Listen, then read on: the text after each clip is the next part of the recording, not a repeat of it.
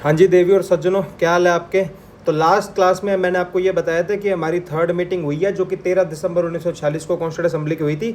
इसके अंदर पंडित जवाहरलाल नेहरू जी के द्वारा ऑब्जेक्टिव रेजोल्यूशन दे दिया गया था और 22 जनवरी 1947 को पास हो गया था। इसी ऑब्जेक्टिव रेजोल्यूशन का मॉडर्न वर्जन को हम प्रियम्बल ऑफ द कॉन्स्टिट्यूशन कहते हैं। यहाँ तक मुझे नहीं लगता है आपको कोई दिक्कत होगी। मैं अपेक्षा करता हूँ और ये भी अपेक्षा है कि आप मेरी अपेक्षाओं पर खड़े उतरोगे और अपेक्षा किसी का नाम हो तो बुरा मत मानना। आगे चलते हैं। देखो, अब हम बात करेंगे एक मोस्ट इंपोर्टेंट टॉपिक होता है हमारे committees of the constituent assembly.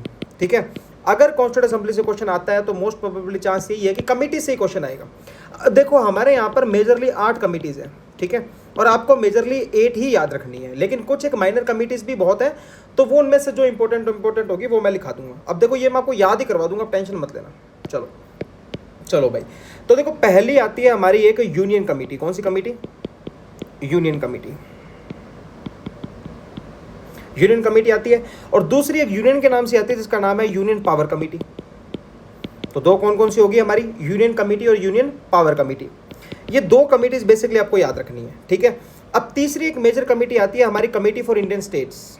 कौन सी committee? Committee for Indian states, ठीक है। तो 3 कमेटी हैं। अब इसको याद भी करा देते हैं आपको, डोंट वरी, टेंशन लेने की आवश्यकता ही नहीं आपको बिल्कुल, जब तक मैं बैठा हूँ। थोड़ी देर तो बैठा ही हूँ मैं। अब देखो यार भाई लोग, इसमें बात ऐसी है कि तीनों कमेटी के जो अध्यक्ष थे वो थे पंडित जवाहरलाल नेहरू। पंडित जवाहरलाल नेहरू, तो ये इन तीनों कमेटीज के अध्यक्ष हुआ करते थे। अब देखो, यूनियन कमेटी यानी कि यूनियन की कमेटी, यूनियन की सबसे बड़ी कमेटी। फिर यूनियन की पावर कैसे इस्तेमाल होगी, कैसे संविधान में बांटी जाएगी, वो यूनियन की पावर कमेटी। और यूनियन के अंदर कौन कौन से इंडियन स्टेट्स आते हैं उनकी कमेटी। अब तीनों जो कमेटीज है, तीनों मेरी बात देखो यूनियन की है। तीनों कौन सी हैं? यूनियन की कमेटी। ये भी यूनियन की, ये भी यूनियन की, और इंडियन स्टेट यूनियन के अंदर ही होते हैं, तो इंडियन स्टेट की कमेटी है। अब यूनियन में उस टाइम पे सबसे बड़ी पोस्ट हुआ करती थी, और आज भी सबसे बड़ी पोस्ट है, वो है प्रधानमंत्री की। हम ये जानते हैं कि हमारे आजाद हिंदुस्तान के पहले प्रधानमंत्री पंडित जवाहरलाल नेहरू बने, तो मैं मान सकता हूं कि तीनों टॉप की जो कमेटीज है उनके अध्यक्ष भी ऑटोमेटिकली पंडित जवाहरलाल नेहरू ही रहेंगे। तो 3 कमेटीज तो आपको डन होगी, union committee, union power committee और committee for Indian states. 3 of these committees are headed by the Pandit Jawaharlal Nehru. यहां तक आपको समझ में आ जाएगी, ठीक है। अब उसके बाद आते हैं हमारे गृह मंत्री जी पर, ठीक है। तो वहां पर 2 कमिटीज और आ जाती है। एक तो आती है हमारी प्रोविंशियल कमेटी, ठीक है, प्रोविंशियल कमेटी। तो ये लो भाई, प्रोविंशियल कमेटी आ गई। प्रोविंशियल कमेटी के साथ में एक हमारी कमेटी और आती है जिसको कहते हैं एडवाइजरी कमेटी। अब देखो यहां पर थोड़ा सा ना कैच हो जाता है मामला। कैसे कैच हो जाता है वो हमको बताऊंगा। अब अगर मैं इन 2 कमेटीज की बात करूं तो जाहिर सी बात है, इनमें हमारे गृह मंत्री जी जो सेकंड चेन ऑफ कमांड होते हैं, वो पहली पंडित जवाहरलाल नेहरू ने दे दी। अब दूसरी कहते हैं भाई सरदार वल्लभ भाई पटेल को। तो ठीक है साहब, सरदार वल्लभ भाई पटेल जी को दे रहे थे हमारी second hand chain of command को, सरदार वल्लभ भाई पटेल, ठीक है। अब इनके पास ये 2 कमेटी आ गई। लेकिन ना ये जो हमारी एडवाइजरी कमेटी है, इसमें थोड़ा सा कैच है। कैच ये है कि एडवाइजरी कमेटी के ओवरऑल अध्यक्ष तो सरदार वल्लभ भाई पटेल थे प्रोविंशियल कमेटी के साथ, लेकिन हमारे एडवाइजरी कमेटीज में 5 सब कमेटीज भी बनी हुई थी, ठीक है। 5 सब कमेटीज थी। तो आपसे अगर कोई यूं पूछता है तो कितनी सब कमेटीज थी, तो 5 सब कमेटीज थी। इनमें से पढ़नी हमें 4 ही है, लेकिन एक बनाई गई थी, वो बाद में क्या कर दी गई थी? निरस्त कर दी गई थी। वो हमें याद नहीं रखनी है, तो हमें 4 ही याद रखनी है। एक तो पहली कौन सी? पहली आती है भाई साहब FR यानी कि फंडामेंटल राइट। दूसरी आती है हमारी एक एडवाइजरी कमेटी ऑन माइनॉरिटीज। कौन सी? माइनॉरिटीज। माइनॉरिटीज के बाद अगली आती है हमारी कमेटी ऑन ट्राइबल एरियाज। तो ये सब कमेटीज की बात करो जो advisory committee on tribal areas, ठीक है। और चौथी एक और हमारी कमेटी आती है जो आती है excluded and partially excluded areas, कि ऐसे एरियाज जो एक्सक्लूड कर दिए गए हैं या फिर पार्शली एक्सक्लूड कर दिए गए हैं, उनकी एक एडवाइजरी कमेटी। अब प्रॉब्लम यह आती है कि जनरली तो इन एडवाइजरी कमेटी के अध्यक्ष सरदार वल्लभ भाई पटेल थे, लेकिन जितनी भी सब कमेटीज, FR ले लो, फंडामेंटल राइट्स ले लो, ट्राइबल एरियाज की ले लो, या एक्सक्लूडेड एंड पार्शली एक्सक्लूडेड की ले लो, इन तीनों चारों कमेटीज के अलग अलग अध्यक्ष थे। जैसे फंडामेंटल राइट्स के हमारे अध्यक्ष थे JB Kripalani ji. So the president of fundamental rights committee advisory committee was the JB Kripalani. अब माइनॉरिटीज के थे हमारे HC मुखर्जी। अब HC मुखर्जी का हमारे कॉन्स्टिट्यूंट असेंबली में और क्या रोल था, कहीं कुछ रहे थे या नहीं रहे थे, कब रहे थे, तो वो बात अब मेरे को कमेंट्स में लिख के बता देना, ठीक है। फिर आते हैं हमारे ट्राइबल एरियाज की। ट्राइबल एरियाज के अध्यक्ष थे हमारे गोपीनाथ बरदोली जी। गोपीनाथ बरदोली जी, तो ये आपको ध्यान में रखना है। और गोपीनाथ बरदोली के बाद लास्ट में एक्सक्लूडेड एंड पार्शली एक्सक्लूडेड में आते हैं हमारे AV ठक्कर जी। कौन? AV ठक्कर। तो ये बात आपको ध्यान में रखनी है। मैंने आपको क्या बताया कि भाई पहले तो मेजर कमिटीज के अंदर दो कमेटी आती है, प्रोविंशियल कमेटी और एडवाइजरी कमेटी, ठीक है। इन प्रोविंशियल कमेटी और एडवाइजरी कमेटी के अध्यक्ष कौन थे? सरदार वल्लभ भाई पटेल। लेकिन एडवाइजरी कमेटी 5 थी, एक निरस्त हो गई थी, 4 ये में पढ़नी है, fundamental rights, minorities, tribal areas, excluded and partially excluded areas. Fundamental rights के जेबी कृपलानी, और उसके बाद माइनॉरिटीज के एचसी मुखर्जी, ट्राइबल एरियाज के गोपीनाथ बरदोली और एक्सक्लूडेड एंड पार्शियली एक्सक्लूडेड के एवी ठक्कर। तो ये बात आपको ध्यान में रखनी है, ठीक है। 5वीं आपको यूं ना लगे मुझे नहीं पता तो मैं बता तो देता हूं, पर फिर भी मेरा सजेशन यही रहेगा, मत याद करना, वो थी नॉर्दर्न वेस्टर्न फ्रंटियर। नहीं याद करनी क्योंकि इसको बाद में निरस्त कर दिया गया था, ठीक है। तो नॉर्दर्न वेस्टर्न फ्रंटियर 5वीं कमेटी थी, इसको नहीं याद करनी। पूछ ले आपसे कितने नंबर की कमेटी थी? तो 5 थी, काम की कितनी है? 4 है। एडवाइजरी कमेटी और प्रोविंशियल कमेटी के अध्यक्ष हमारे सरदार वल्लभ भाई पटेल हैं, लेकिन इनके 5 चारों सब कमेटी के अध्यक्ष मैं आपको बता चुका हूं, तो मुझे नहीं लगता अब यहां पर कोई आपको दिक्कत आने वाली है। अब एक बात आपको याद रखनी है कि देखो जो मैंने दोनों कमेटीज बनाई है आपको, एक तो हमारी कौन सी ट्राइबल एरियाज की कमेटी, और एक मैंने कमेटी बताई है आपको excluded and partial excluded areas की कमेटी। इन दोनों कमेटीज में असम इंक्लूडेड नहीं था, Assam was not included in it, ये बात आपको याद रखनी है। Assam was not included in it, ये बात आपको अच्छे से एक याद रखनी है। यहां तक कोई दिक्कत हो तो मेरे को प्लीज और प्लीज आप बता देना। बेसिकली इसके आगे आपसे कोई कुछ नहीं पूछा जाएगा, ठीक है। अब ये भी आपको चलो बता देता हूं, बैठे ही हो, मेरे से क्लास लेने आए हो, किसी और से लोगे तो पता नहीं भाई, पर आपको पॉलिटी तो ऐसी पढ़ा दूंगा कि मरते दम तक याद रहेगी। देखो क्या हुआ था, नॉर्दर्न वेस्टर्न फ्रंटियर बनाई गई थी ना। अब देखो अगर मैं इंडिया को सिंपल एक तो कौन बना दूं, तो ये वाला एरिया नॉर्दर्न वेस्टर्न हो जाता, राइट। अब ये कमेटी निरस्त क्यों हुई? क्योंकि यहां पर था बलूचिस्तान, और बलूचिस्तान क्या हुआ था कि चला गया था कहां पर? पंजाब में, पाकिस्तान में, सॉरी। तो बलूचिस्तान पाकिस्तान में चला गया था, तो इस कमेटी का कोई मतलब नहीं रह गया था, तो हमारी ये कमेटी को क्या कर दिया इन्होंने?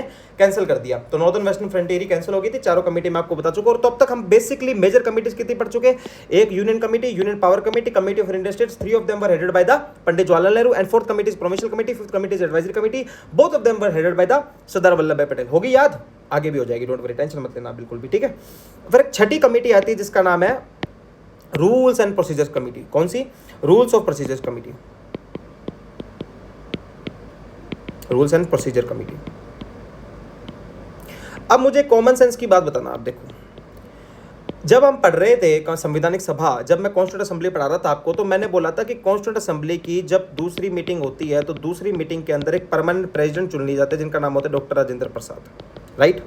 गलत तो नहीं कह रहा? गलत कह रहा तो बता देना मेरे भाई लोग। अब डॉक्टर राजेंद्र प्रसाद को जब प्रेसिडेंट चुन लिया गया, तो चुनने के बाद जाहिर सी बात है कि उस संवैधानिक सभा में क्या कानून इस्तेमाल होंगे, तो डॉक्टर राजेंद्र प्रसाद ही तो बताएंगे, वही तो है सभा के अध्यक्ष कॉन्स्टिट्यूंट असेंबली के, और वही सभा के अध्यक्ष हमारे इसके प्रोविंशियल कमेटी के अध्यक्ष, यानी छठी जो हमारी कमेटी है, rules and procedures of the committee. तो ये जो कमेटी है इसके अध्यक्ष थे हमारे डॉक्टर राजेंद्र प्रसाद। क्यों? क्योंकि उस टाइम पे हमने इन्हीं को अध्यक्ष बनाया था, तो इन्हीं को यहाँ पर दे दिया। यहाँ तक कोई दिक्कत हो तो मुझे बताना, ठीक है। अब आती है हमारी एक 7वीं कमेटी जिसका नाम था स्टीयरिंग कमेटी, स्टीयरिंग कमेटी। तो स्टीयरिंग कमेटी भी आपको ध्यान में रखना है भाई। तो स्टीयरिंग कमेटी के जो अध्यक्ष माने गए थे वो भी हमारे वही माने गए थे जो हमारे रूल्स और प्रोसीजर्स कमेटी के थे। तो कौन हो गए? डॉक्टर राजेंद्र प्रसाद। अब मैं आपको कितनी 7 कमेटी बता चुका, और 8वीं कमेटी आप सब जानते हो, भगवान जाने अगर किसने पॉलिटी नहीं भी पढ़ी तो वो कैसे जानता है, वो है हमारी ड्राफ्टिंग कमेटी।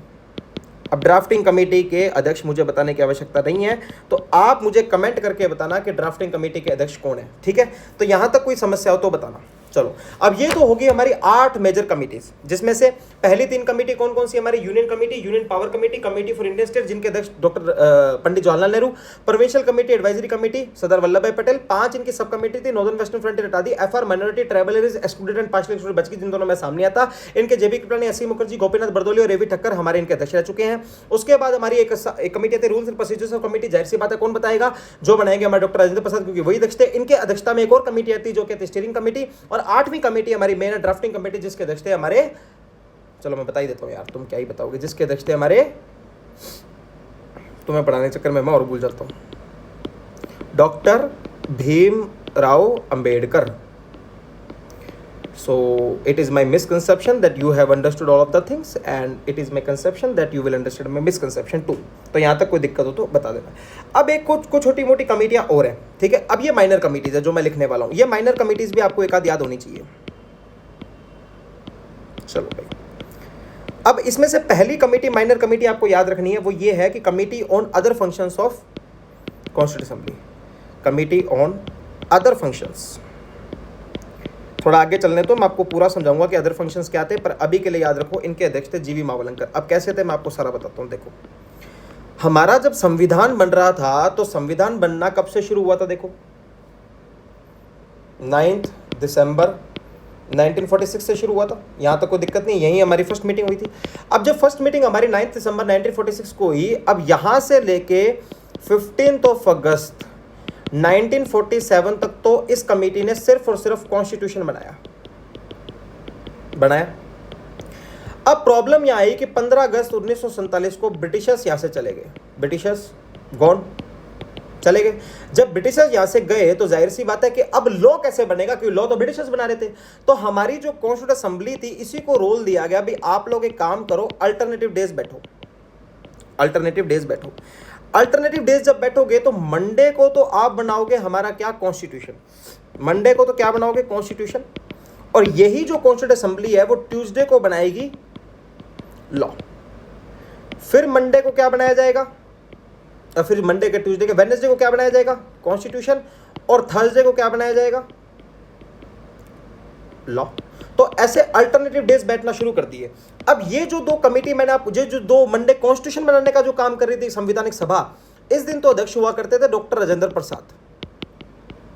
और अदर फंक्शंस यानी कि कॉन्स्टिट्यूशन के अलावा हमारे लॉज को बनाना, उस टाइम के अध्यक्ष हुआ करते थे जीवी मावलंकर। तो ये तो ऐसा कुछ है ही नहीं जो इसके अंदर समझ नहीं आया हो, ठीक है। तो अदर फंक्शंस लॉ बनाने के संवैधानिक सभा को दे दिए थे जब 15 अगस्त 1947 को हमारे ब्रिटिशर्स यहाँ से चले गए थे, क्योंकि अब कानून बनाना था देश का। तो कानून बनाने के लिए संवैधानिक सभा को भी बोला भाई तुम सोमवार, बुधवार और शुक्रवार को तो बनाओ अपना क्या, कॉन्स्टिट्यूशन। मंगलवार, वीरवार और शनिवार को बनाएंगे कानून। और जिस दिन कॉन्स्टिट्यूशन बनेगा उस दिन अध्यक्ष होंगे हमारे डॉक्टर राजेंद्र प्रसाद, और जिस दिन कानून बनेगा उस दिन अध्यक्ष होंगे हमारे जीवी मावलंकर। इसलिए मैंने आपको बोला कि एक हमारी जो कमेटी फॉर अदर फंक्शंस थी उसके ऑटोमेटिकली अध्यक्ष कौन माने जाएंगे, जीवी मावलंकर। तो एक तो ये कमेटी आपको याद रखनी है कि जीवी मावलंकर की अध्यक्षता में थी। एक ना आपको एक और कमेटी याद रखनी है, वो है ad hoc committee on national flag, ठीक है। Ad hoc committee on national. यार मैंने देखो यूट्यूब पे ना लेक्चर देखता रहता हूँ मैं बहुत सारे। जब मैं लेक्चर देखता हूँ तो मैं देखता हूँ कि कुछ तो हैं जो पूरा पढ़ा रहे हैं और कुछ सिर्फ आसान कर रहे हैं। आपको एक मेजर सा पॉइंट बता देंगे, उस मेजर से पॉइंट के बाद कह देंगे इसको देख लो, लेकिन जब वो क्लासेस लेते हैं तो हर चीज़ लिखवा रहे कर रहे हैं, वो गलत है बेसिकली, ठीक है। या तो आप पढ़ाओ मत और पढ़ा रहे हो तो फिर पूरा पढ़ाओ, ठीक है। तो हमारे ad hoc committee on national flag के भी कौन थे, डॉक्टर राजेंद्र प्रसाद। तो याद रखना डॉक्टर राजेंद्र प्रसाद की अध्यक्षता में 3 कमेटी आ गई। एक तो मैंने बताई थी आपको कमेटी ऑन, बताओ, स्टीयरिंग कमेटी, एक तो स्टीयरिंग कमेटी बताई थी और एक रूल्स एंड प्रोसीजर, दोनों के अध्यक्ष राजेंद्र प्रसाद थे। और इसके बाद दूसरी एक एड हॉक कमेटी ने, ये मैं माइनर पढ़ा रहा हूँ जिसमें 1 2 मैं व्हाइट पेन से लिख रहा हूँ, माइनर्स है। ये आपको सिर्फ ये जो लिख रहा हूँ वही याद करनी है आपको बस, बाकी तो एक और कोई काम की नहीं है यार, ठीक है। यही है जी। चलो अब हम बात करते हैं हमारी ड्राफ्टिंग कमेटी के बारे में, क्योंकि ड्राफ्टिंग कमेटी से क्वेश्चंस आ जाते हैं। तो ये आपको समझ में आ गया होगा, सारी मेजर कमेटी समझ में आ गई, माइनर कमेटी समझ में आ गई, माइनर कमेटी के बाद एडवाइजरी कमेटी समझ में आ गई, और कौन सी किसकी कमेटी की क्या स्टोरी है वो भी मैं आपको बता चुका हूँ, ठीक है। कुछ नहीं समझ में आए तो बेहिचक भाई मानते हुए कमेंट कर देना कि भाई ये दोबारा समझा, और भाई आपका सेवा में इधर दोबारा समझाएगा। चलो जी करते हैं, अगली हम पढ़ेंगे ड्राफ्टिंग कमेटी। अब देखो ड्राफ्टिंग कमेटी का काम था draft of the constitution prepare करना। अब कल मैं आपको पढ़ा चुका हूं कि ड्राफ्टिंग कमेटी ने तो फाइनल ड्राफ्ट प्रिपेयर किया था हमारे कॉन्स्टिट्यूशन का। पहला ड्राफ्ट किसने प्रिपेयर किया था वो आपके लिए क्वेश्चन है, और मैं आपको बता चुका हूं। और उनके जिन्होंने भी प्रिपेयर किया था उनके पास संवैधानिक सभा में एक और टाइटल था, वो भी आप मेरे को बताओगे, मैं क्वेश्चन लिख देता हूं। हु अमंग द फॉलोइंग, अमन क्यों लिखो, ऑप्शन थोड़ी दूंगा। Who the following has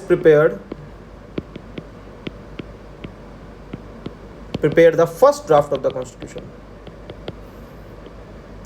first draft of the constitution। तो ये सवाल है आपका, इसको दे देना मेरे को आंसर, मैं मान जाऊंगा। मैं पढ़ रहे हैं जो भी 10 12 15 20 50 100 लोग वीडियो देखते हैं, पर जो भी देख रहे हैं उनका भला बहुत होगा। जब आप पॉलिटी का पेपर देने बैठोगे ना, जब आपको पता चलेगा सब नोट्स में से आ गया। चलो तो भाई ये कुल मिला के यहाँ पर हमारी ड्राफ्टिंग कमेटी के बारे में बात करते हैं हम, ठीक है।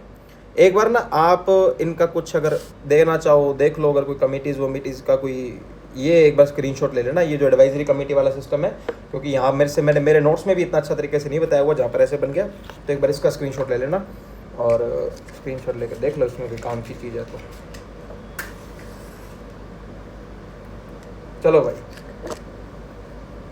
तो हम बात करते हैं आगे ड्राफ्टिंग कमेटी के बारे में, ठीक है। अब ड्राफ्टिंग कमेटी में क्या था, सबसे इंपॉर्टेंट ड्राफ्टिंग कमेटी से जो क्वेश्चन आता है वो ये आता है कि ड्राफ्टिंग कमेटी बनी किस दिन थी। तो भाई साहब डेट याद कर लो, इट वॉज फॉर्म्ड ऑन, इसको पहले मैं गोल चकारे में बंद कर दूँ, वरना आधे तो इसी के अंदर कंफ्यूज हो जाएंगे। ठीक है, चलो। इट वॉज फॉर्म्ड ऑन 29 अगस्त 1947। अब ये डेट बहुत इंपॉर्टेंट हो जाती है कि जब आप पढ़ रहे हो तो आपको पता होना चाहिए ड्राफ्टिंग कमेटी कब बनी थी। It was formed on 29 August 1947, right. चलो, अब इसके अंदर ड्राफ्टिंग कमेटी में कुल मिला के 7 मेंबर थे। मैं पहले लिख देता हूँ 7, 3, ये भी याद करवा दूंगा आपको, यहीं क्लास में याद हो जाएंगे। आपको दोबारा वीडियो देखने की भी आवश्यकता नहीं है ड्राफ्टिंग कमेटी वाले चैप्टर में। तो चलो जी, तो भी ड्राफ्टिंग कमेटी में एक नाम तो सबको याद रहता है जो हमारे ड्राफ्टिंग कमेटी के अध्यक्ष भी थे, डॉक्टर भीमराव अम्बेडकर। अंबेडकर जी हमारे।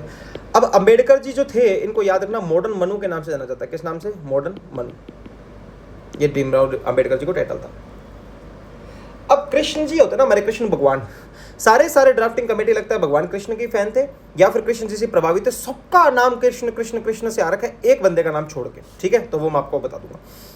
गोपाल नाम कृष्ण का होता है, भगवान श्री कृष्ण का तो एक तो गोपाल जी थे, एक कृष्ण नाम के नाम से ही थे कृष्ण जी।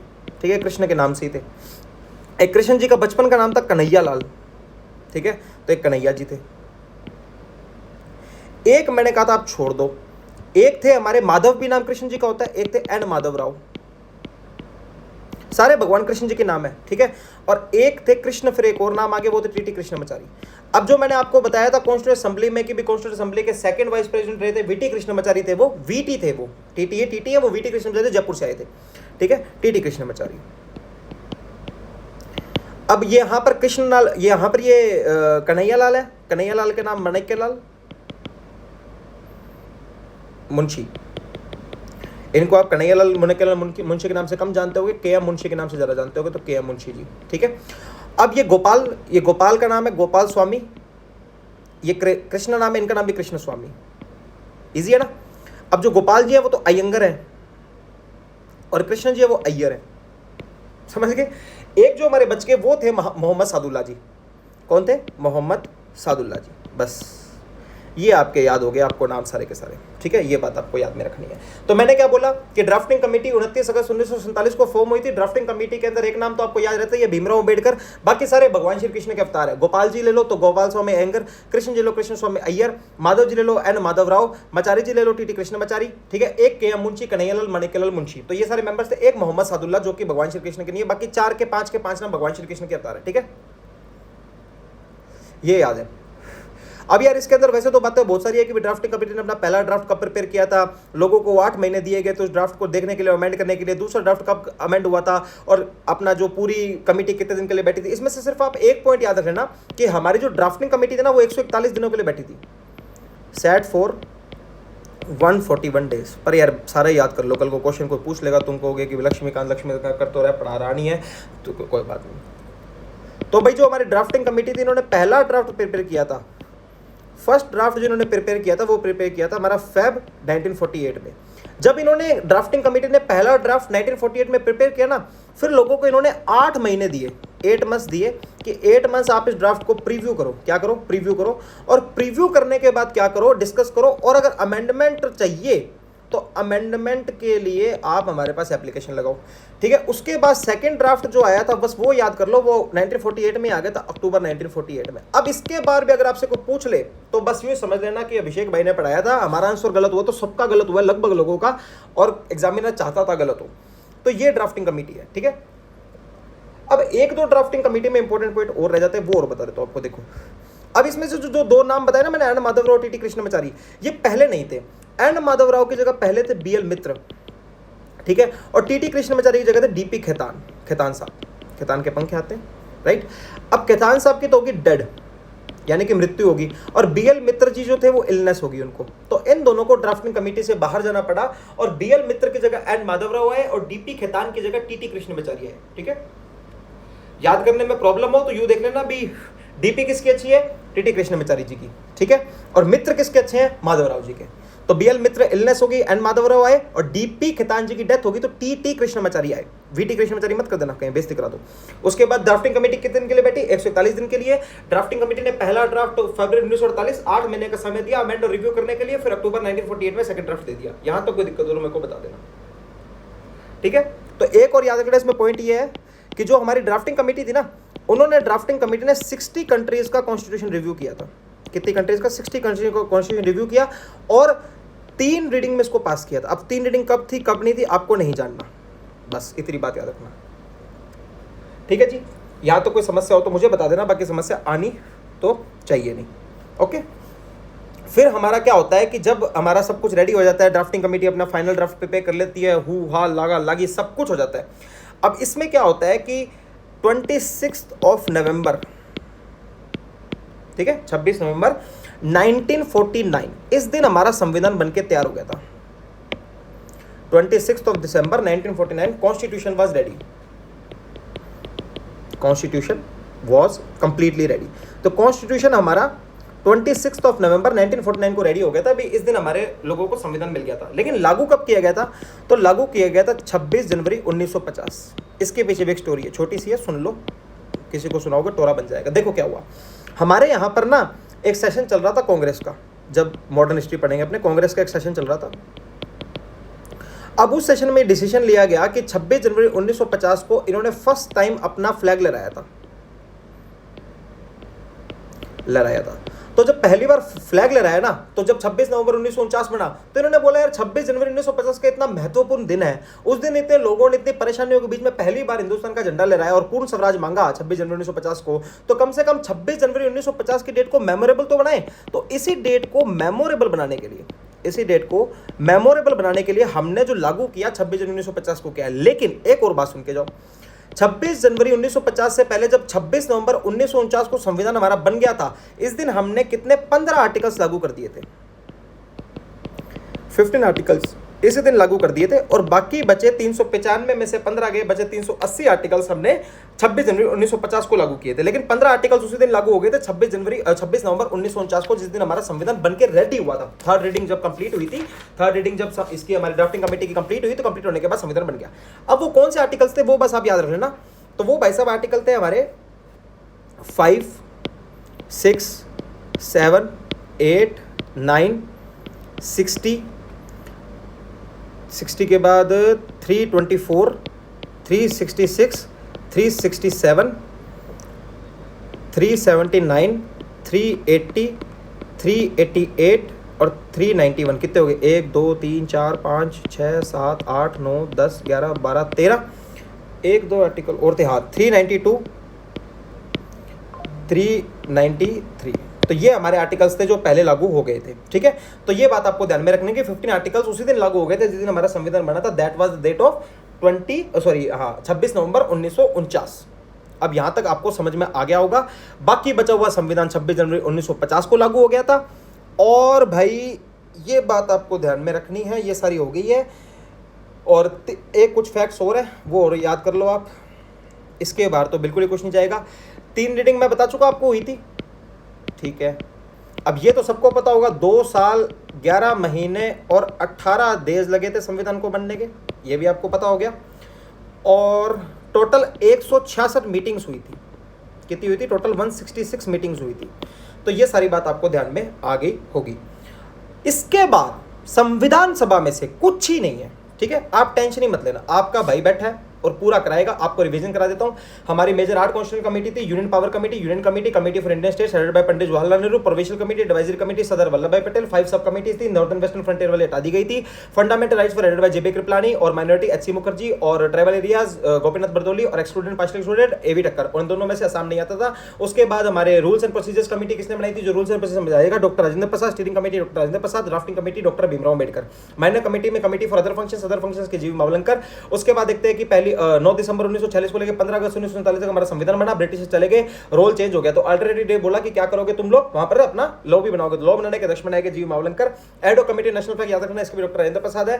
ड्राफ्टिंग कमेटी आपको पढ़ा दी मैंने। ड्राफ्टिंग कमेटी के अंदर ये था कि 29 अगस्त 1947 को फॉर्म हुई थी। मेंबर्स की बात करें डॉक्टर भीमराव अम्बेडकर, और उसके बाद गोपाल स्वामी अयंगर, कृष्ण स्वामी अय्यर, कन्हैया मानेकल मुंशी, मोहम्मद सादुल्ला, टीटी कृष्णमाचारी, और साथ में हमारे एन माधवराव। अब एन माधवराव की क्या अच्छी थी?